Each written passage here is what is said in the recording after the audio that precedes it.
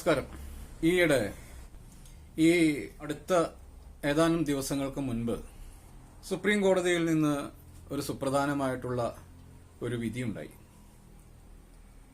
അത് SC/ST വിഭാഗങ്ങളിൽ creamy layer ഏർപ്പെടുത്തണം എന്നുള്ളതായിരുന്നു. SC/ST വിഭാഗങ്ങളിൽ ഉപവിഭാഗങ്ങളെ കണ്ടെത്തി, അതായത് ഇതേവരെ സംവരണം ലഭിക്കാത്ത ആളുകളെ കണ്ടെത്തി അവരെ ഉപവിഭാഗമായിട്ട് പരിഗണിച്ച് അവർക്ക് കൂടുതൽ പ്രാതിനിധ്യം കൊടുക്കണം എന്നുള്ള തരത്തിൽ ഒരു വിധി വന്നു. അതിനെ അനുകൂലിച്ചും പ്രതികൂലിച്ചും അഭിപ്രായങ്ങൾ ഉയർന്നുമുണ്ട്. മേജർ സംഘടനകൾ, പട്ടികജാതി പട്ടികവർഗത്തെ പ്രതിനിധീകരിക്കുന്ന മേജർ സംഘടനകൾ ഈ തീരുമാനത്തെ, ഈ വിധിയെ എതിർക്കുകയുണ്ടായി. കേന്ദ്ര ഗവൺമെന്റ് അത് നടപ്പിലാക്കാൻ തയ്യാറില്ല എന്നുള്ള ഒരു പ്രസ്താവനയും പുറത്തുവിട്ടിട്ടുണ്ട്. എന്താണ് ഇതിനകത്തുള്ള ഒരു ന്യായം, അല്ലെങ്കിൽ ധാർമ്മികമായിട്ട് നിലനിൽക്കുന്ന ആ വാദം ഏതാണ്? ഇത് ഒന്ന് പരിശോധിക്കേണ്ടതുണ്ട്. കാരണം ഇപ്പൊ പട്ടികജാതി പട്ടികവർഗത്തിൽപ്പെട്ട ആളുകൾക്ക് ആകെ കിട്ടുന്ന ഒരു സംവരണം എന്ന് പറയുന്നത് 10%. അതിൽ SC വിഭാഗത്തിന് 8%, ST വിഭാഗത്തിന് 2% നിരക്കിലാണ് ഇന്ന് ഈ സംവരണം വിതരണം ചെയ്തുകൊണ്ടിരിക്കുന്നത്.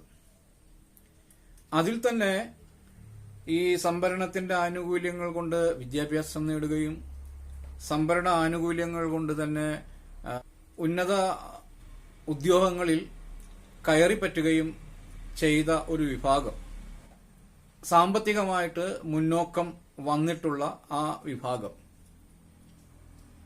വിഭാഗത്തിന് വീണ്ടും വീണ്ടും സംവരണം കൊടുക്കുമ്പോൾ സംവരണത്തിന്റെ ആനുകൂല്യം ലവലേശം കിട്ടാത്ത ഒരു വിഭാഗം ആളുകൾ ഇവിടെ ആകുന്നുണ്ട്. അപ്പോ അവരെ കൂടി പരിഗണിക്കണം എന്നുള്ള അർത്ഥത്തിലാണ് കോടതി ഇത് പറഞ്ഞിട്ടുള്ളത്. ഇതിനെ പലതരത്തിൽ ദുർവ്യാഖ്യാനവും ചെയ്യുന്നുണ്ട്. ഇത് ജാതി സംവരണം അവസാനിപ്പിക്കാനുള്ള ഒരു തന്ത്രമാണെന്ന് പറയുന്നുണ്ട്. അപ്പോൾ മേജർ സംഘടനാ നേതാക്കന്മാർ പറഞ്ഞ ഒരു കാര്യം, സംവരണം ഭരണഘടനയിൽ ഉൾപ്പെടുത്തിയത് ഒരു പ്രത്യേക ലക്ഷ്യത്തോടു കൂടിയിട്ടാണ്. അത് സാമൂഹ്യമായിട്ടുള്ള വിവേചനം അവസാനിപ്പിക്കാൻ, ഭരണഘടന വിഭാവനം ചെയ്യുന്ന തുല്യമായ അവസ്ഥയിലേക്ക് എല്ലാ വിഭാഗം ജനങ്ങളെയും കൈപിടിച്ചുയർത്താൻ വേണ്ടിയിട്ടാണ് സംവരണം എന്നാണ് വിശദീകരണം. അപ്പൊ അതനുസരിച്ചിട്ട് സംവരണം അതിന്റെ പൂർണ്ണമായ അർത്ഥത്തിൽ ആയിട്ടില്ല, അതിന്റെ ഉദ്ദേശ ലക്ഷ്യങ്ങൾ പൂർത്തീകരിച്ചിട്ടില്ല. അതുകൊണ്ട് ക്രീമി ലെയർ നടപ്പിലാക്കാനുള്ള സമയമായിട്ടില്ല എന്ന് ചില നേതാക്കന്മാർ പറഞ്ഞു. അതായത് ക്രീമി ലെയർ നടപ്പിലാക്കാനുള്ള സമയം ആയിട്ടില്ല എന്ന് പറഞ്ഞു കഴിഞ്ഞാൽ ഈ സംവരണം എല്ലാ വിഭാഗങ്ങളിലേക്കും എത്തിയിട്ടില്ല എന്നല്ലേ അതിന്റെ അർത്ഥം.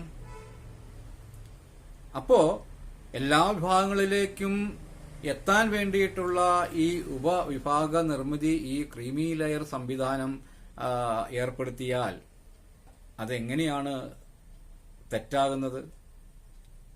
എന്തിനാണ് ഇവർ ഇതിനെ എതിർക്കുന്നത്? അപ്പൊ ഉദ്യോഗം വാങ്ങി ആനുകൂല്യങ്ങൾ പറ്റി രക്ഷപ്പെട്ട ആളുകൾ, സാമ്പത്തികമായിട്ട് രക്ഷപ്പെട്ട ആളുകൾ വീണ്ടും വീണ്ടും വീണ്ടും വീണ്ടും ഈ സംവരണത്തിന്റെ ആനുകൂല്യം പറ്റുന്നത്, അവരുടെ മക്കൾക്ക് ഈ സംവരണം കൂടുതൽ വാങ്ങിച്ചു കൊടുക്കാൻ പലതരത്തിലുള്ള സ്വാധീനങ്ങളും സാമ്പത്തികവും ഉപയോഗിക്കാൻ കഴിയുന്നു എന്നുള്ളിടത്ത് തന്നെയാണ് ഒരു വിഭാഗം ആളുകൾക്ക്, അല്ലെങ്കിൽ ഒരു വലിയ വിഭാഗം ആളുകൾക്ക് ഇപ്പോഴും സംവരണം കൃത്യമായ രീതിയിൽ ലഭിക്കാതിരിക്കുന്നതിന്റെ ഒരു കാരണം.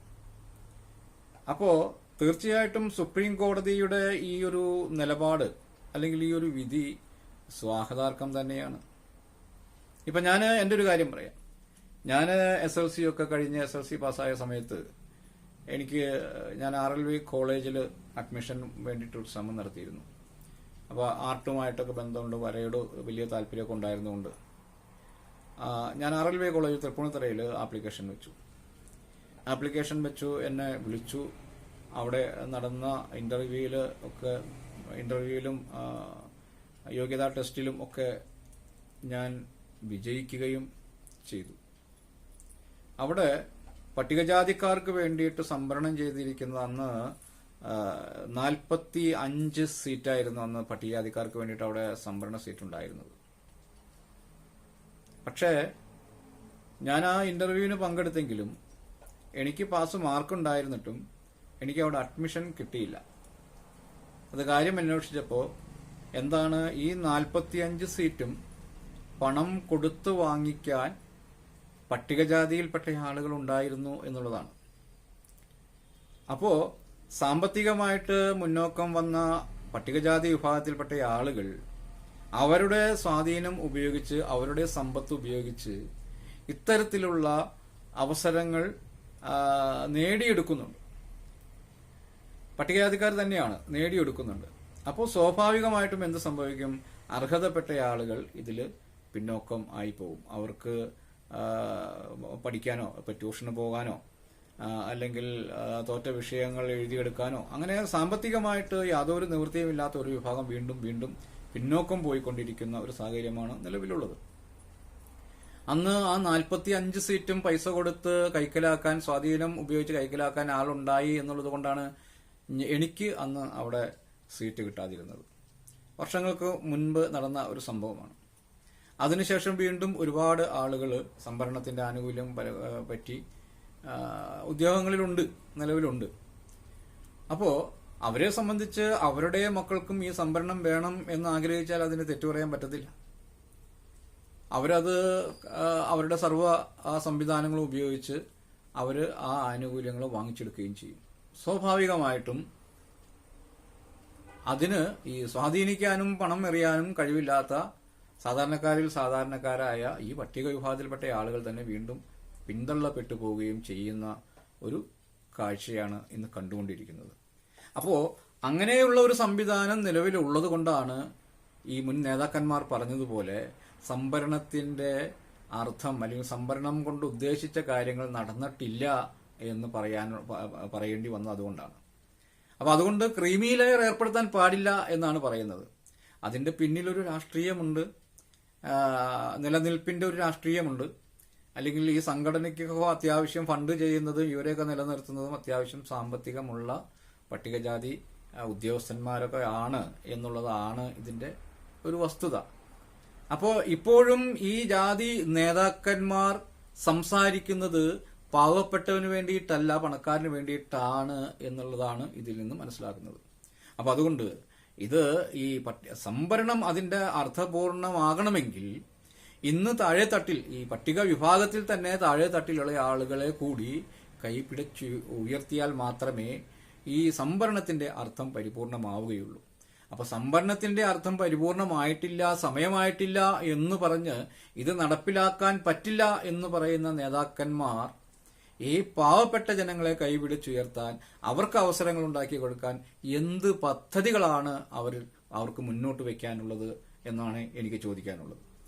എന്ത് പദ്ധതികളാണ് ഈ പാവപ്പെട്ട ആളുകൾക്ക് ഉദ്യോഗത്തിലും അതുപോലെ വിദ്യാഭ്യാസ ആനുകൂല്യങ്ങൾക്കും വിദ്യാഭ്യാസത്തിനും വേണ്ടിയിട്ട് ഈ ആനുകൂല്യങ്ങൾ സത്യസന്ധമായിട്ട് ലഭിക്കാൻ എന്ത് പദ്ധതികളാണ് ഈ ജാതി നേതാക്കന്മാർക്കുള്ളത് എന്ന് അവര് പറയണം എന്നുള്ളതാണ്.